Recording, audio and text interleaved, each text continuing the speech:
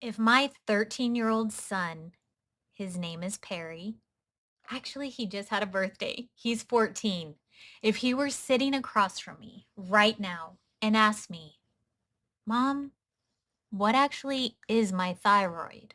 Or what does it mean to have nodules on your thyroid? Or maybe the question underneath all of those questions, does this mean something is really wrong with me? I would want to be able to answer him without sounding like a medical textbook.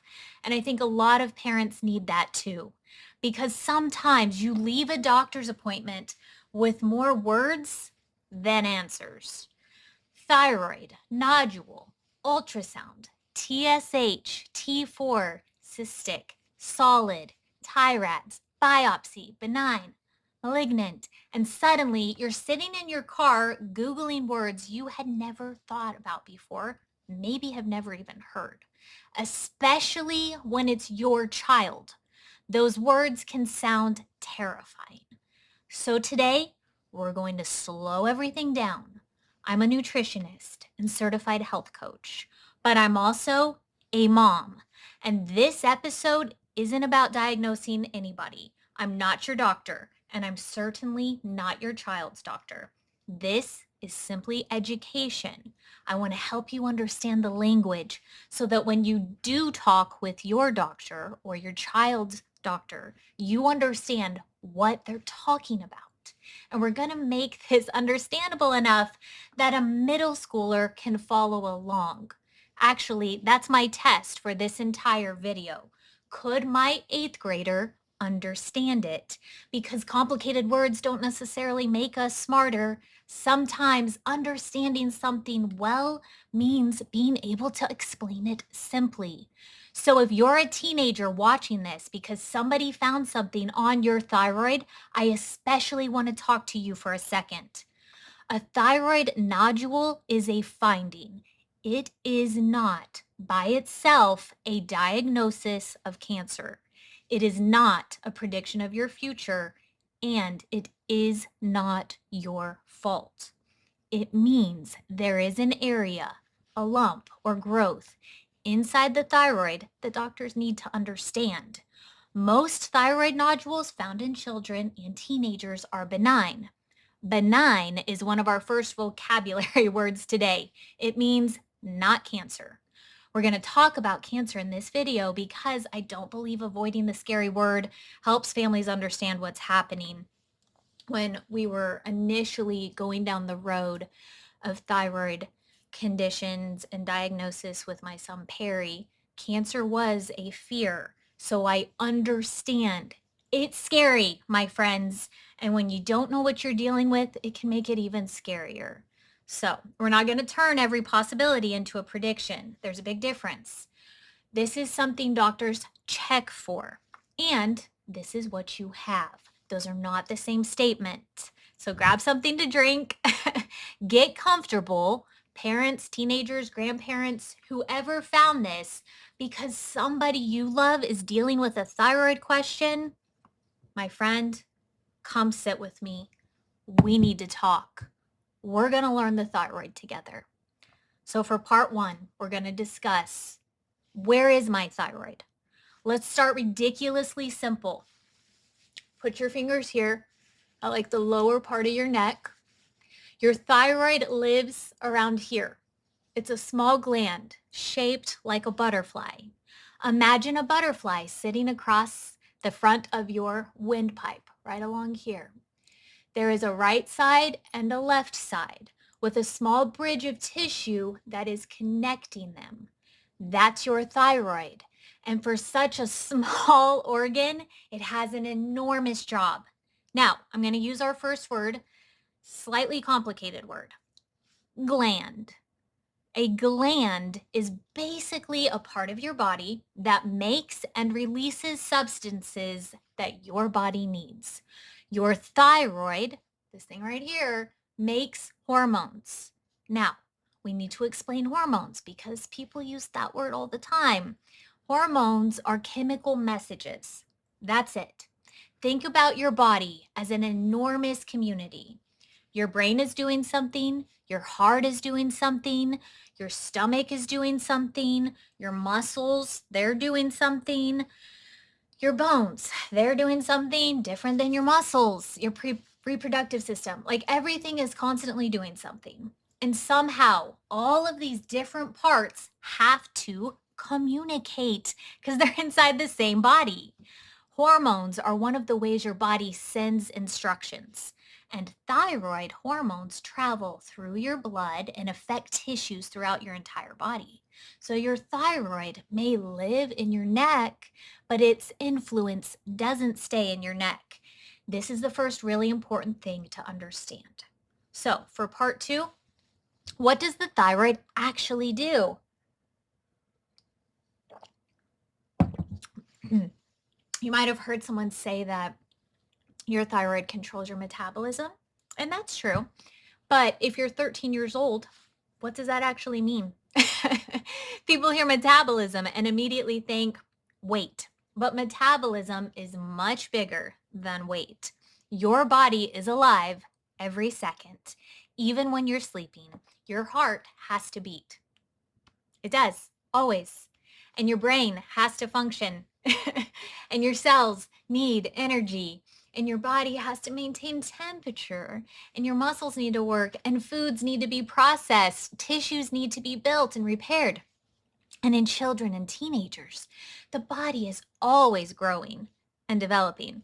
Your thyroid hormones help to regulate the speed at which many of those processes happen. So here's an analogy here. This is something to help you understand better. Imagine your body is a giant city.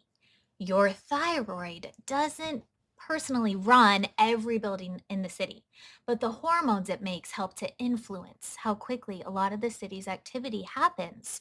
So too little thyroid hormone, well, some systems can begin acting like the city has slowed down. And too much thyroid hormone, then some systems can behave like somebody pushed the accelerator too hard. And when thyroid hormone levels are in the appropriate range, the goal is that these systems receive the amount of thyroid signaling they need. And that's why thyroid problems can sometimes show up in ways that don't seem related to the neck at all, like your energy, your heart rate, your temperature, your bowels, like going to the bathroom can be impacted. Muscles, concentration, growth, mood, weight, skin, and hair, periods in girls, and more. So here's something very important. Having one of those symptoms does not automatically mean you have thyroid disease. If you're tired, it doesn't automatically mean thyroid. If your hair is changing, it doesn't automatically mean thyroid. Like weight changes, anxiety, these things can be affected, but not definitely, and not just singularly that issue. Symptoms give doctors clues. They don't always give us the answer. So for part 3, the brain and thyroid have a conversation. We're ready to fish for TSH. If you've ever looked at thyroid blood work, you've probably seen 3 letters, T, S, and H. And maybe nobody explained what they meant. TSH stands for thyroid stimulating hormone. But let's forget the long name for a minute. Think of TSH as one part of a feedback system between the brain and the thyroid. There's a small gland near your brain. It's called the pituitary gland. The pituitary releases TSH. TSH travels through the blood to the thyroid and essentially tells it, hey, we need thyroid hormone. And the thyroid responds by making thyroid hormones. One of the major hormones your thyroid produces is called T4, the letter T and the number 4. T4 can be changed in the body into another thyroid hormone called T3, the letter T and the number 3. We're going to keep this simple because you don't need an endocrinology degree to understand the basic idea. The brain sends the signal. The thyroid responds. Hormone circulates. The body uses it. And then the brain gets information back about how much thyroid hormone is around. It's a feedback loop. Imagine a thermostat in your house. If your house gets too cold, the thermostat tells the furnace, turn on. And when the temperature reaches the target, it doesn't need to keep yelling, more heat, more heat, more heat. No, the system adjusts. And your thyroid system is obviously much more complicated than a household thermostat, but it's a useful picture. And this helps explain something that confuses people about TSH. When the thyroid isn't making enough hormones, TSH becomes high because the brain is sending a stronger signal trying to get more thyroid hormone made. When there is too much thyroid hormone, TSH can become low because the brain reduces the signal. And that can sound backward at first. High TSH can go with an underactive thyroid, and then low TSH can go with an overactive thyroid. So don't think high number means high thyroid. Think TSH is the signal asking the thyroid to work. And doctors don't necessarily interpret one number all by itself. They look at the situation, the laboratory ranges, the child's age and circumstances, and often other thyroid measurements such as free T4. So for part 4, let's talk about what is T4 and what is T3? We're going to make these easy. Your thyroid makes mostly T4. You can think of T4 partly as a form of thyroid hormone that can travel around and be available for the body. The body can convert T4 into T3. T3 is a more active form of thyroid hormone. Now, this is much more complicated at the cellular level, but for our 8th grade thyroid class, TSH equals an important signal telling the thyroid to work. T4 is the main thyroid hormone the thyroid releases. And T3, it's a more active thyroid hormone that influences cells. That's enough to understand the conversation. And if you're a teenager watching this, congratulations. You now know what a whole bunch of adults see on their blood tests and don't understand. So for part 5, let's talk about what underactive thyroid actually means. We're going to talk about hypothyroidism. It's a giant looking word, but let's break it apart. Hypo means low or under. Hypothyroidism means the thyroid isn't providing enough thyroid hormone for what the body needs. And people with an underactive thyroid can experience things like tiredness, feeling cold, constipation, dry skin, changes in hair, slowed growth in children, difficulty concentrating, weight changes, and there can be other symptoms. But again, those symptoms overlap with a lot of other things. A teenager can be exhausted because they're sleeping only 5 hours. Someone can be constipated because of diet, like just too much cheese and not enough whole grains, not enough fiber, not enough produce. Be honest with yourself. Sometimes we have dry skin because it's winter and we're not drinking enough water. Someone can struggle to concentrate for many different reasons. That's why symptoms aren't the same as diagnosis. Doctors use the whole picture, including blood tests. So for part 6, let's talk about what an overactive thyroid is. We're going to flip it. Hyperthyroidism. Hyper means high or over. An overactive thyroid produces too much thyroid hormone.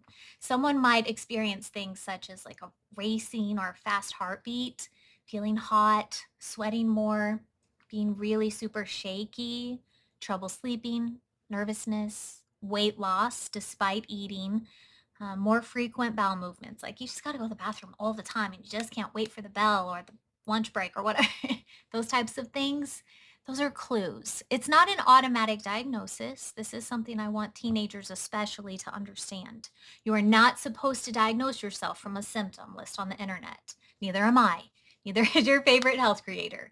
Sometimes symptoms are just information that you can bring to a qualified health professional.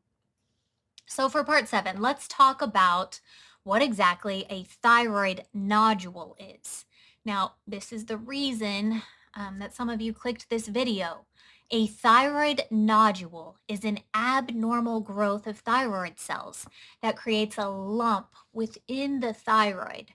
That's the medical definition. But I want to make the word abnormal less frightening. In medicine, abnormal can simply mean this is different from the surrounding tissue. It doesn't automatically mean dangerous. A nodule might be tiny, it might be larger, there can be one or there can be several.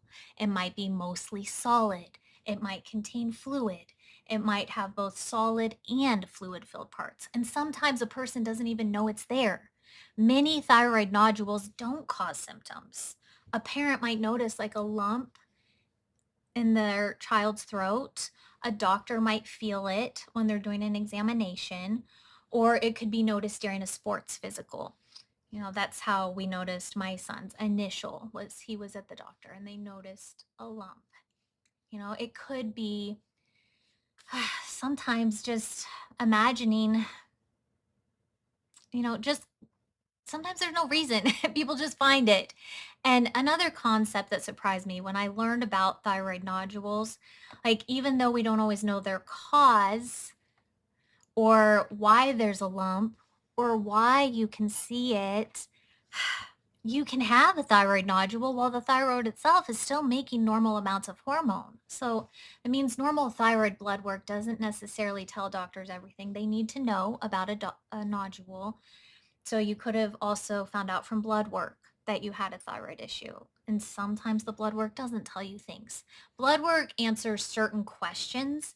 Ultrasounds answer different questions, and that's an important distinction. But before we get into that, let's talk about for part 8, why would a child get a thyroid nodule? This is where parents can drive themselves crazy. Honestly, it drove me to tears while I was trying to learn about this and study because there's just so much to know and to learn. Why? Why does my child have a thyroid nodule or multiple? What caused this? Was it something they ate? Was it something I did? Did I miss something? Like being a nutritionist and a health coach, I'm always worried that I'm not doing enough. And sometimes the truthful answer is we don't know exactly why a particular child developed a nodule. There are recognized risk factors. For example, doctors may ask a family history of thyroid nodules or thyroid cancer because there are risk factors that we understand. They may ask about previous radiation exposure, particularly medical radiation used to treat another cancer, or iodine deficiency can contribute to thyroid nodules, although significant iodine deficiency is uncommon in the United States. But there are also thyroid diseases that can be associated with changes in thyroid tissue. But many families never get a satisfying answer to why. Why this particular child? Why does my child have these nodules? And I think this is a good place to separate two questions. Question 1, why did this happen? And question 2 is, what do we do with the information now? Sometimes medicine can't completely answer question 1. It can still tremendously help with question 2. So for part 9, are thyroid nodules different in children than adults? Yes, and this is something parents need to know without panicking. Thyroid nodules are much more common in adults than children. But when a thyroid nodule is found in a child, doctors take it seriously because the percentage of pediatric nodules that turn out to be cancer is higher than it is in adults. Please don't hear children with nodules usually have cancer. That is not what I said. The American Thyroid Association says more than 75% of thyroid nodules found in children and adolescents are benign. Remember our vocabulary word? Benign means not cancer. So we can hold two ideas at the same time. Most pediatric thyroid nodules are benign, and pediatric thyroid nodules deserve proper evaluation. We don't have to choose between ignoring something and catastrophizing it. There's a huge middle ground called let's investigate this carefully. So for part 10, the ultrasound. What are they actually looking at? If a child has a thyroid nodule, one of the most important tools doctors use is ultrasound. And if you're a kid and someone says, we need an ultrasound of your thyroid, here's what that means. Ultrasound uses sound waves to create pictures of structures inside your body. There's no radiation involved in a thyroid ultrasound. A technician will put some gel on the neck and it moves a small device over the skin, and that lets them look at the thyroid. The ultrasound can help answer some questions such as how big is the thyroid? How many nodules are there? How big is each one? Where are they? Is it filled with fluid? Is it partly solid and partly fluid? What does its borders look like? What does the tissue look like? Are there tiny bright spots or calcifications? What shape does it have? What do the nearby lymph nodes look like? Now, here's the important part. An ultrasound can estimate how concerning a nodule looks. It cannot, by itself, prove that a nodule is cancer. Think of ultrasound as gathering clues. The doctor takes those clues and decides whether a nodule can be watched or whether it needs more investigation.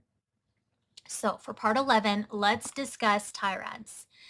Some parents will see something on an ultrasound report that says TI-RADS. It's capital T, capital I, dash, and then all capital RADS, and then a number. And naturally, they Google it. TI-RADS is a system radiologists use to organize ultrasound features and estimate how suspicious a thyroid nodule appears. The radiologist looks at characteristics such as what is it made of? How bright or dark does it appear? What shape is it? What do the edges look like? Are there certain bright spots inside? Those characteristics contribute to a category. But I need to put a big caution sign here for parents. TI-RADS was developed primarily around adult thyroid nodules, and pediatric evaluation isn't simply adult thyroid medicine, but on a smaller person. Children require pediatric judgment. The American Thyroid Association's pediatric guidance emphasizes ultrasound characteristics and the child's clinical situation rather than simply using size alone to decide what deserves biopsy. So if you see a TI-RADS number on your child's report, don't turn the number into a diagnosis. Ask the pediatric specialist, what does this ultrasound actually mean for my child? That is a much better question. So for part 12, why does size matter but not tell the whole story? Parents naturally focus on measurements. 5 milliliters, 1 centimeter, 2 centimeters. Is that big? Is that small? Did it grow? Size matters. Growth over time can matter, but doctors also care about what the nodule actually looks like. Imagine two houses. One is bigger than the other. Can you tell whether there's a serious problem inside either house just from its square footage? No. Size gives you information. It isn't the entire story. That's similar to nodules. Doctors combine size with appearance, medical history, physical examination, and other things that they can find. That's also why comparison ultrasounds can become super important. Instead of only asking, how big is it? You can ask, has it changed? And has its appearance changed? So for part 13, let's talk about what does solid or cystic mean. This sounds scary on an ultrasound report, but it's actually pretty straightforward. Cystic, C-Y-S-T-I-C, cystic area contains fluid. A solid nodule is made primarily of tissue rather than fluid, and a nodule can also be a mixture of both. The composition is one of several characteristics that doctors use when they're deciding how a nodule should be evaluated. But don't make the mistake of taking one ultrasound word and trying to diagnose the nodule yourself. Solid doesn't equal cancer, and cystic doesn't automatically equal harmless. Medicine looks at combinations of features. We're assembling a puzzle to try and understand the full picture. and one puzzle piece isn't the whole picture. So for part 14, let's discuss what are lymph nodes and why are they looking at them? Okay, during a thyroid ultrasound, doctors may look carefully at lymph nodes in the neck. A lymph node is a small part of your immune system. You have them throughout your body. Have you ever been sick and you felt like a little swollen lump underneath your jaw, like right here, or along your neck, like right in here? That may have been a lymph node responding to an infection. They get a little swollen. Lymph nodes can get bigger for many non-cancerous reasons, but when doctors are evaluating a thyroid nodule, the appearance of nearby lymph nodes can provide additional information. And this is another reason that pediatric thyroid ultrasound should be thorough.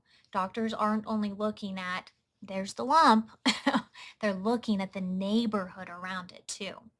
So for part 15, let's discuss blood work. And does normal blood work mean the nodule is fine? This one deserves its own section because it's so easy to misunderstand. Normal blood work does not mean the nodule is fine automatically. No. Normal thyroid hormone tests can tell you that the thyroid is functioning normally, and that's good information. But they cannot by themselves tell you whether a thyroid nodule is benign or malignant. Remember, function and structure are different questions. Blood tests can help answer, how is the thyroid functioning? Ultrasound helps answer, what does the thyroid physically look like? And those are related, but they aren't identical. This is why somebody can have normal TSH and T4 and still need a nodule evaluated. So for part 16, let's talk about what is TSH when it's low, or like what if it is? What does that mean? Sometimes doctors find that a child's TSH is low. Remember our thermostat? Low TSH can mean the brain has reduced its work harder signal because the body already has plenty or too much thyroid hormone around. And occasionally, a thyroid nodule itself can make thyroid hormone without waiting for the normal instructions. That's sometimes called an autonomously functioning nodule. So the translation is the nodule is making hormone on its own. You may hear people call these hot nodules. If doctors suspect this, they may use a thyroid nuclear scan. And that test looks at how the thyroid takes up a tiny amount of radioactive tracer. And yes, the word radioactive sounds alarming. This is a medical imaging procedure performed using controlled amounts for a specific diagnostic reason. It's different from an ultrasound, which uses sound waves and no radiation. If your child's doctor recommends one, ask why they need it, what information they expect to get, and what the risks and benefits are. I'm not saying not to do it. I'm just saying ask and try to understand. Make sure it's truly needed. For part 17, what is a biopsy? We're going to talk about the word that can make everybody's stomach drop. Biopsy? A biopsy? Whew. Now, a biopsy does not mean you have cancer. It doesn't. A biopsy means we need more information about these cells. For thyroid nodules, doctors commonly use something called a fine needle aspiration, or FNA. That's another intimidating name for something we can explain. Fine needle means a very thin needle. Aspiration means they're taking a small sample, very small. Using ultrasound to guide the needle, the clinician places the needle into the nodule and removes cells. And those cells can then be examined under a microscope. The American Thyroid Association notes that in children and teens, pediatric centers may use sedation or distraction techniques and ultrasound guidance to help with comfort and accurate needle placement. Like when my son did his biopsy, we went into Children's Mercy and they did sedate him. So that is a common thing that is recommended for biopsies with children. So if they do recommend that, I would encourage that. and accept it and not allow it to make you more scared. They are simply trying to keep them as still as possible, because even if they are old enough to sit still, like my son was, if they were to sneeze or cough or just little fidget, like anything could be harmful when they're doing something that delicate. So also, just so you, you can't be with your child while they do it. You'll have to wait in the waiting room because it needs to be in a clean, sanitary, surgical room. Like, it has to be safe. They can't allow for any risk of infection. Now, as far as preparing, the day of your biopsy, you probably will be fasting or having your child fast. Talk with your doctor. I'm sure they will prepare you ahead of time, but generally you'll need to not eat or drink after dinner the night before the biopsy. So it's best to schedule in the morning if you can. Also, parents preparing a child are probably going to get the question, is it going to hurt? Okay. They're not going to feel it. They really won't. They will, of course, feel the needle for the medication to be sedated. And then afterwards, they will probably be sore. My son had a sore throat and aching for several days afterwards, but each situation is unique. Again, it's not anything to be afraid of, though, because when I say hurt, it was just a little bit uncomfortable. He didn't even need to take any medicine. I think he took some ibuprofen a couple times afterwards, and then he was fine. So for part 18, let's discuss what can a biopsy result actually tell you. We got to go over a few more vocabulary words, because remember, a biopsy can come back benign, Benign, benign. Remember, that means not cancer. And it can come back malignant. That means cancer cells were identified. It can also come back indeterminate. That's a frustrating word. Indeterminate basically means we can't confidently put this into the benign or cancer category from this sample. And sometimes a sample can be non-diagnostic, and that means there weren't enough useful cells in the sample to give a clear answer. So notice something important. Medicine doesn't always produce a clean yes or no answer on the first test. Sometimes the next step is another test, sometimes another biopsy, sometimes additional testing on the cells, sometimes surgery, sometimes monitoring. The right choice depends on the individual child and the findings. So for part 19, let's talk about the word cancer without panicking. We have to talk about this, not because I want to scare you, because if you found this video after your child's ultrasound, this may already be the word running through your head. Can a thyroid nodule in a child be cancer? Yes. That possibility is one of the main reasons that pediatric nodules are evaluated carefully. The most common thyroid cancer in children is called papillary thyroid cancer. But there's another side of this conversation parents desperately need to hear. Pediatric thyroid cancer is generally very treatable, and children with the common differentiated forms of thyroid cancer usually have excellent long-term outcomes. Even when papillary thyroid cancer has reached lymph nodes in the neck, children can still do extremely well. That's unusual compared with the way we think about many other cancers. So I don't want to minimize thyroid cancer. Cancer is serious. Treatment can include some major decisions. Surgery has risks. Follow-up matters. And a child and family may carry an emotional burden nobody sees. But I also don't want someone hearing thyroid cancer and mentally jumping immediately to the worst possible outcome. Fear isn't the same thing as information. Get the information. Get the appropriate specialists. Ask questions and take the next step in front of you. So for part 20, we're going to discuss What happens if a nodule is benign?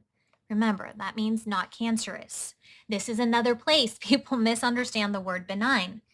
Benign doesn't necessarily mean forget it even existed. Yay, no worries. Yeah. Depending on the child's particular situation, doctors may continue watching the nodule. They probably will. That might mean another ultrasound later. Why?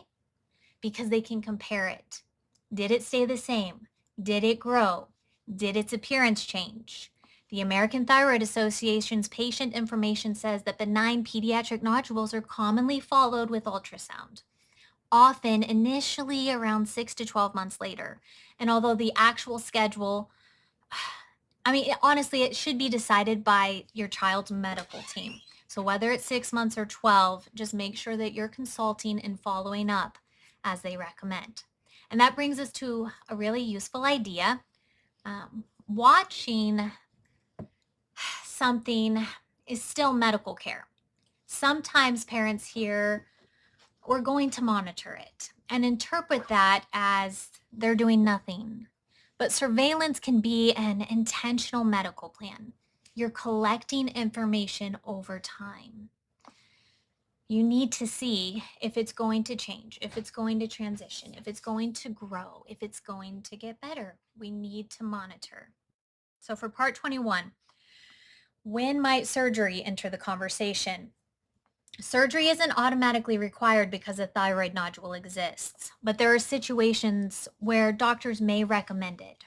For example, a biopsy may show cancer. A biopsy may be suspicious enough that removing tissue is the safest way to know what it is. A nodule may be very large. It may be producing excess thyroid hormone. It may cause trouble swallowing or breathing. It may be growing or developing concerning characteristics, or there may be other reasons specific to your particular child. Sometimes only one part or the lobe or the thyroid needs to be removed. Sometimes the entire thyroid has to be removed. Those decisions are individualized, and pediatric thyroid surgery is one area where experience matters. If surgery is being discussed, one question that parents can ask is, how much pediatric thyroid surgery does this surgeon and hospital perform? You are allowed to ask that, and I encourage you to. Make sure you are getting a good opinion, and possibly second or third, before you remove your thyroid or your child's. Please do your research, and please, please, really just make sure you check. So for part 22, if the thyroid is removed, how can someone live without it? This is a fascinating part of medicine. Remember what the thyroid's major job is? Making thyroid hormone. If someone has their entire thyroid removed, their body no longer has the gland that normally makes enough of that hormone. So doctors can replace thyroid hormone with medication. The most common replacement is a form of T4 called levothyroxine. Then doctors monitor blood work and adjust the dose to give the body the thyroid hormone it needs. And a person can live without a thyroid gland. But if the entire gland is removed, thyroid hormone replacement generally becomes a lifelong necessity. That's why follow-up matters. For part 23, I want to talk about Hashimoto's. My mom has Hashimoto's. So I know it, and it's in my mind, and it's in my vocabulary, and it's in my world. But what is it? Hashimoto's thyroiditis is an autoimmune thyroid disease. And because I personally live with autoimmune disease myself, I have MS, this category is especially interesting to me. Autoimmune means the immune system mistakenly targets parts of the person's own body. And in Hashimoto's, the immune system targets the thyroid. Over time, that can interfere with the thyroid's ability to make enough hormone. So doctors may check certain thyroid antibodies when they suspect autoimmune thyroid disease.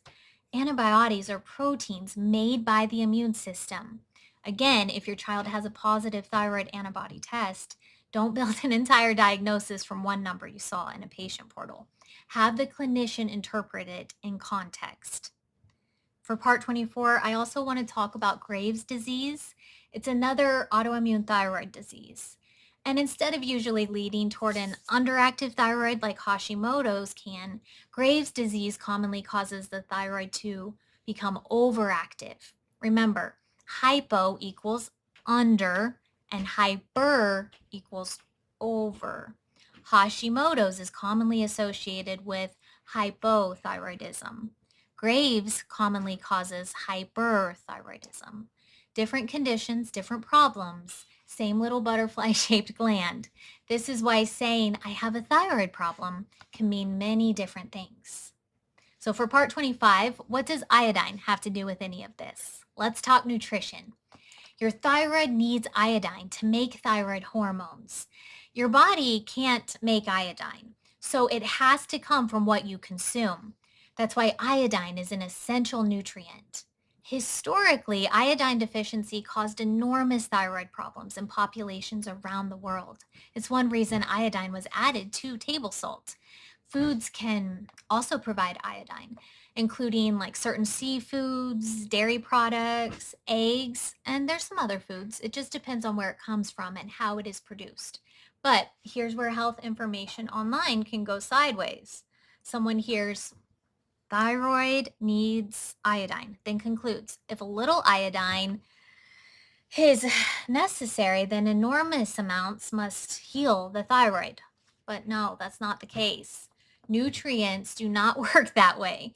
Too little iodine can cause thyroid problems, but too much iodine can also disrupt thyroid function in susceptible people, especially with a child. People don't start high dose iodine supplements because somebody on social media said iodine fixes every thyroid problem. No, please don't. That wouldn't be good. When people do that, it tends to introduce problems. A child's nutritional needs should be discussed with the healthcare team, and iodine needs to be handled carefully. So, part 26, what about selenium? You'll hear selenium mentioned constantly in thyroid conversations. Selenium is a mineral the body needs in small amounts. It is involved in enzymes that help with thyroid hormone metabolism and protection from oxidative damage. So, like at a cellular level, it helps to protect cells. Foods can provide selenium, but again, needed doesn't mean like that more is better. The body needs many nutrients with an appropriate range and balance. You can get too much selenium, so I don't want this video to become here are 7 supplements every child with a thyroid nodule should take, because that's not responsible. That's not the right way to approach this. A thyroid nodule is not evidence that a child is deficient in all of the normal supplements that a thyroid would function with. Find out what the individual child needs. Find out what your child needs. And honestly, you can do blood work to test for a lot of these different nutrients. It's not too hard to find out. So for part 27, we're going to talk also some other nutrients that I want you monitoring. Zinc, iron, and vitamin D. These nutrients come up in thyroid discussions often because they have an impact. Iron is important throughout the body and is involved in normal thyroid hormone production. Zinc participates in many body processes, and vitamin D has important roles in bone health, immune function, and many other systems. But this is where we need to separate two ideas. A nutrient is important for normal health versus taking that nutrient will cure a thyroid disorder. Those statements are not the same. They're not equivalent to each other. If a child is deficient in something, correcting that deficiency can be important, but supplements shouldn't replace diagnosis or appropriate thyroid care, and they shouldn't be used as an excuse to delay evaluation of a nodule. Okay, stay in touch with your medical team and your child's pediatrical medical team. All right, so let's talk about, that being said, what should a child with a thyroid problem eat? This might disappoint somebody looking for a magical thyroid diet. I don't think we need to make a child's food frightening. Children and teenagers are still growing. They need adequate energy, like protein, fats, carbohydrates, vitamins, minerals, fiber, fluids, a variety of foods, fruits and vegetables, sources of calcium, sources of iron, appropriate iodine, and enough total nutrition to support their growth. Food should support the child. It shouldn't become a punishment because something appeared on an ultrasound. I would be very cautious about taking a growing teenager and putting them on an extremely restrictive diet because somebody online claims one ingredient feeds thyroid nodules. There may absolutely be medical reasons an individual child needs dietary changes, but that's not the same as fear-based restrictions. Recognize the difference. For part 29, let's talk about sugar. What about sugar? It's one of the internet's favorite statements is sugar feeds cancer. And it probably does. Cells throughout the body use glucose for energy. But cancer metabolism is complicated. It's very complicated. You cannot starve a thyroid nodule out of a child's body by simply removing sugar. That is not an appropriate treatment for a suspicious thyroid nodule. Does that mean teenagers should live on soda, candy, and ultra-processed foods? Of course not. Good nutrition matters. Metabolic health matters. Dental health matters. Developing lifelong food habits matters.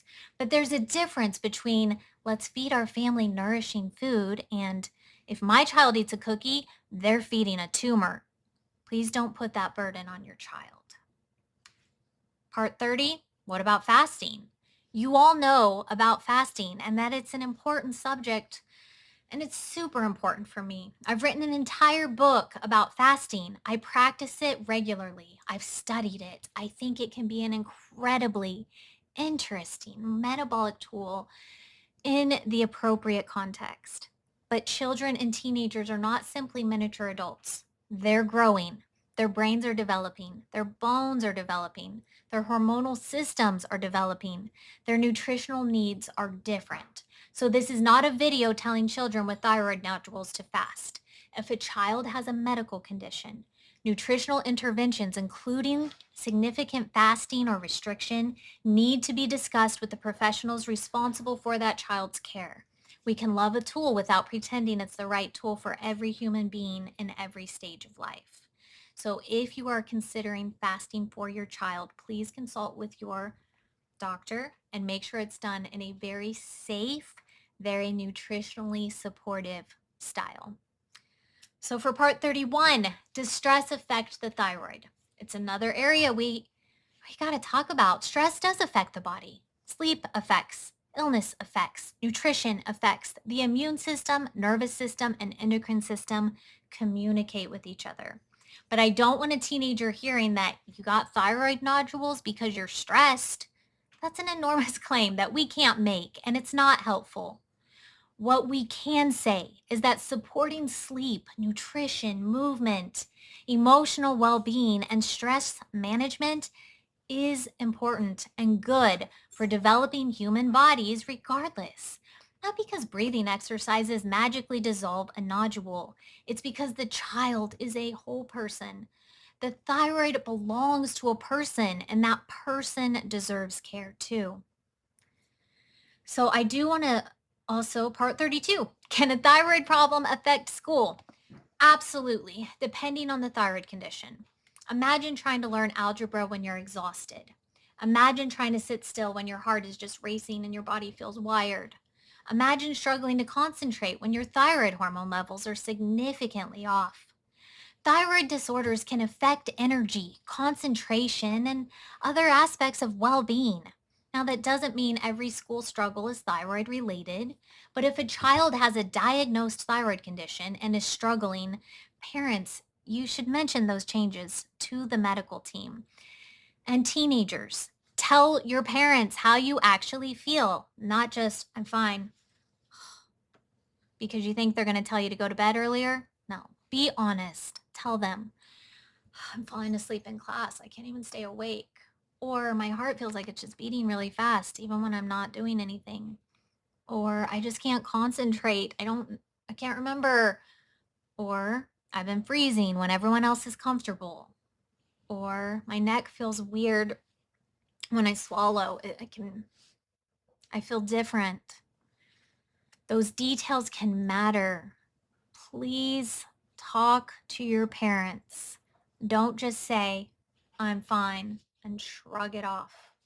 It's important. What should make a parent call the doctor? It's part 33. Let's touch on this.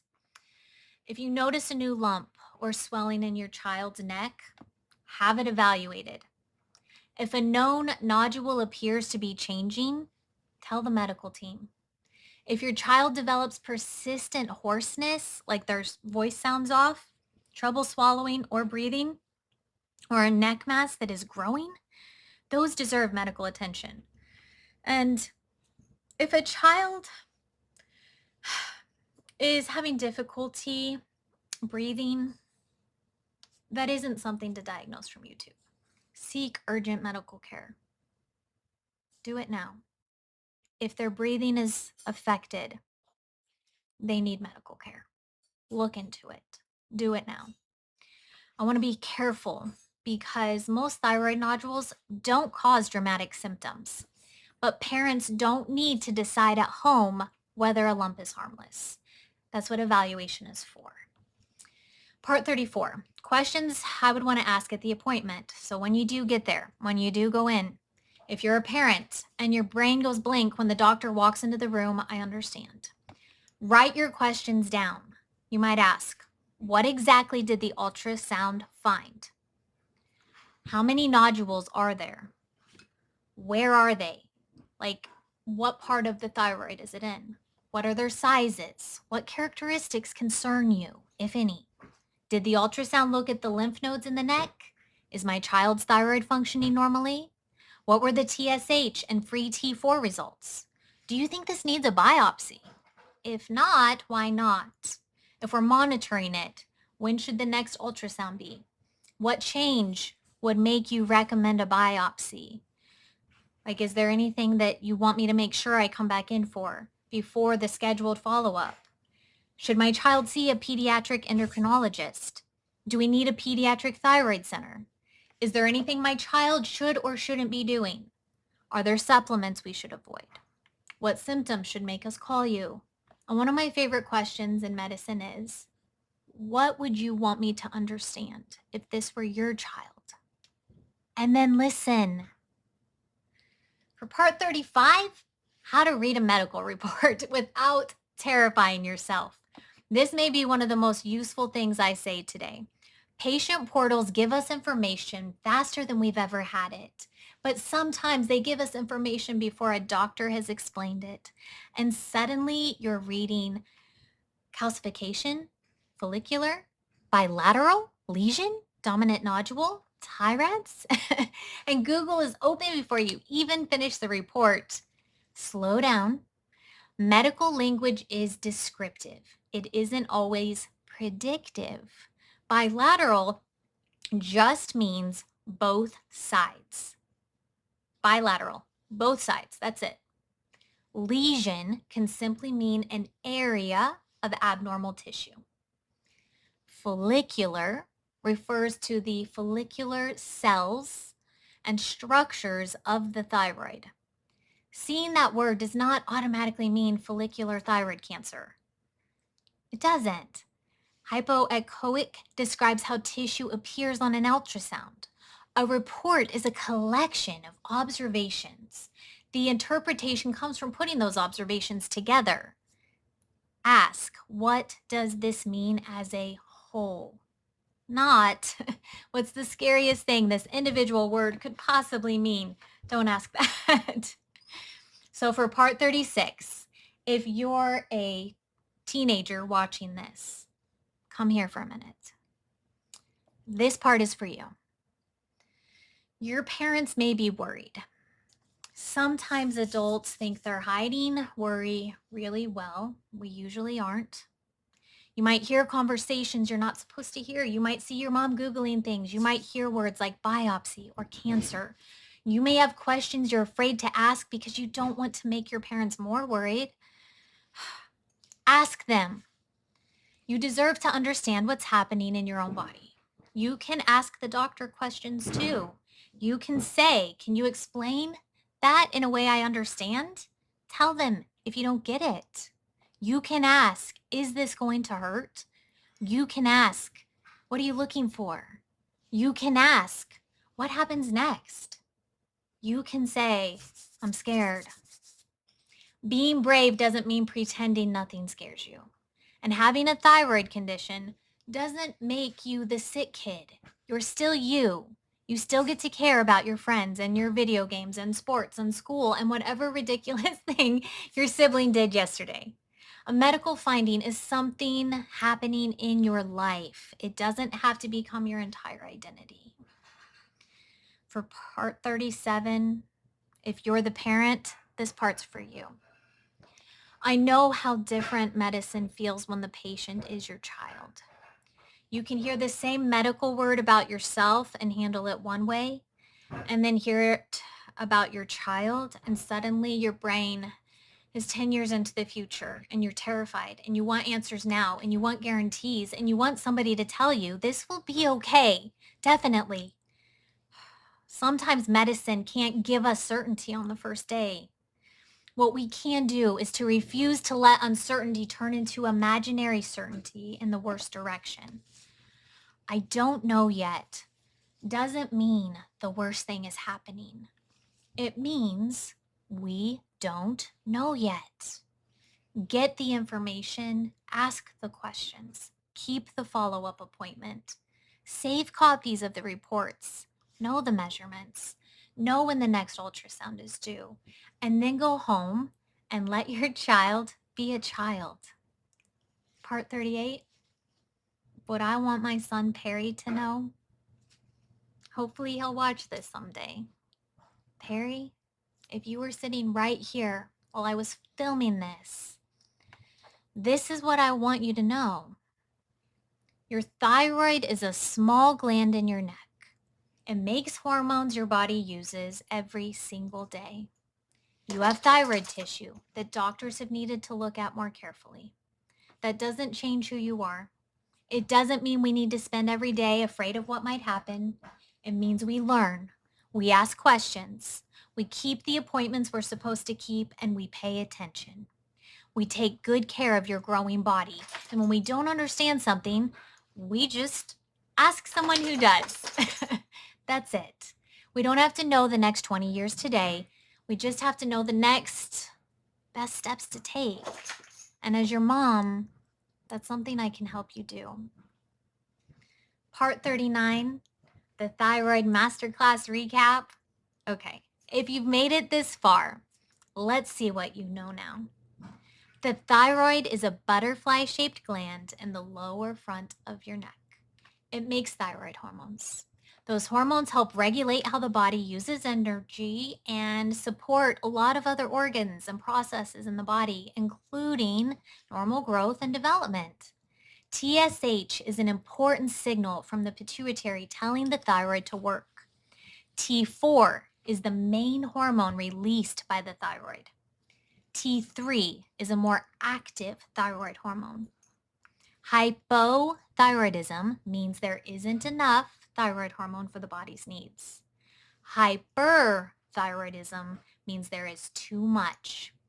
A thyroid nodule is an abnormal growth of thyroid cells forming a lump inside the thyroid. Most pediatric thyroid nodules are benign, but because nodules in children deserve careful evaluation, doctors use medical history, personal examination, like actually physically touching, blood test, ultrasounds to figure out what's happening and how to monitor change. Ultrasound uses sound waves, no radiation. Ultrasound can show the size, shape, composition, and appearance of a nodule, but ultrasound alone cannot prove that a nodule is cancer. A biopsy collects cells so they can be examined. A biopsy being ordered does not mean somebody has cancer. Normal thyroid blood work does not automatically prove a nodule is benign. Blood tests and imaging answer different questions. A benign nodule may still be monitored over time. And if cancer is found, the most common childhood thyroid cancer, papillary thyroid cancer, generally has an excellent prognosis with appropriate care. Nutrition matters, iodine matters, other nutrients matter, but more isn't automatically better. Supplements are not substitutes for proper medical evaluation, and children are growing humans. We shouldn't treat them like miniature adults. So for part 40, the one thing I hope you remember, if you remember nothing else from this very long thyroid conversation, remember this. Understanding replaces some of the fear that comes from not knowing what the words mean. It doesn't guarantee an outcome. It doesn't replace your doctor. It doesn't mean uncertainty disappears, but it gives you something much better to work with than panic. Information. When someone says TSH, you understand what they're talking about.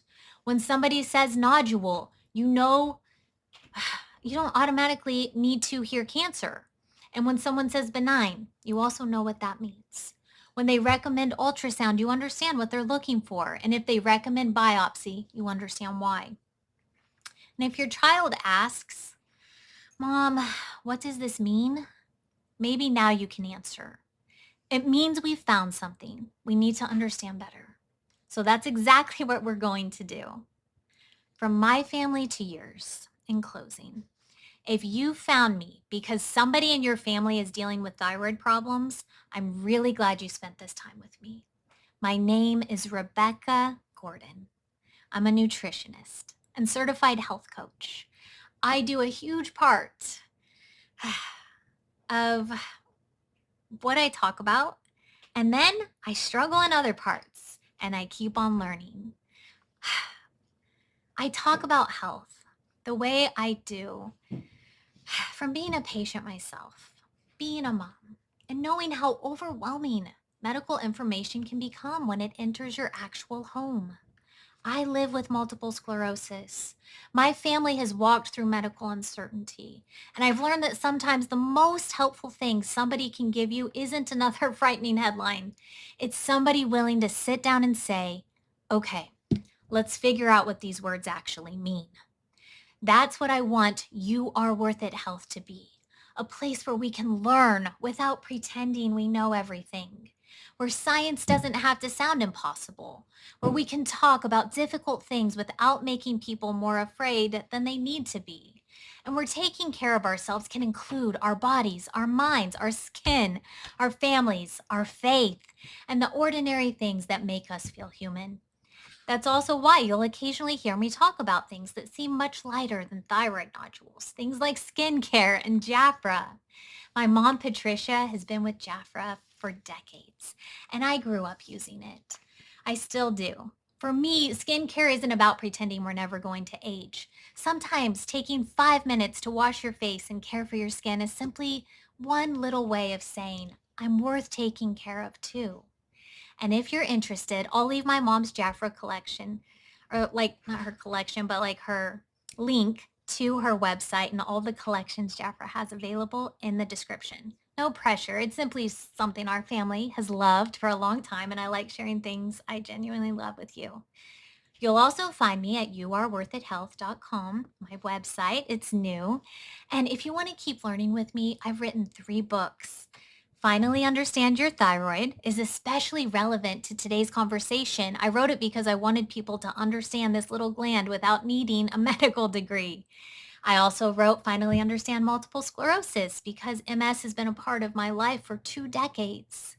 And the Fasting Protocol, Book 1, How Ancient Wisdom and Modern Science Restore Body, Mind, and Spirit, which goes much deeper into one of the health subjects I've spent years studying and practicing. They're available on Amazon, and I'll put everything in the description, like I said. But before you go, if you're a parent dealing with a child's thyroid nodule right now, I want to leave you with this. Don't let Google force you to live through a diagnosis your child hasn't received.